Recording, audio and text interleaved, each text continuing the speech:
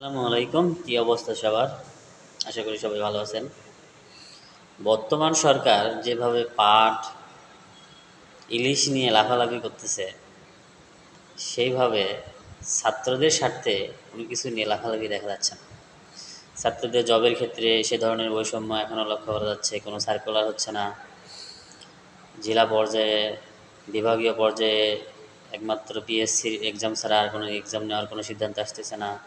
সকল অ্যাপ্লিকেশন করার জন্য, জব অ্যাপ্লিকেশন করার জন্য সব কিছু বন্ধ হয়ে আছে। ঢাকা কেন্দ্রিক কোনো জ্যাম কমানোর কোনো চেষ্টা হচ্ছে না। বর্তমান সরকার শুধু ইলিশ মাছ, পাট এসব নিয়েই পড়ে আছে। কবে তারা ছাত্রদের স্বার্থে কাজ করবে? কবে তারা আহত যে ছাত্র আন্দোলন হয়েছে তাদের স্বার্থে কাজ করবে, যেটা বর্তমান সরকার আসার সাথে সাথেই করা উচিত ছিল? সে ধরনের কোনো লক্ষণ দেখা যাচ্ছে না। বর্তমান সরকার জনগণের স্বার্থে, ছাত্রদের স্বার্থে খুব বেশি লক্ষণীয় কিছুই করছে বলে আমার মনে হচ্ছে না। ধন্যবাদ।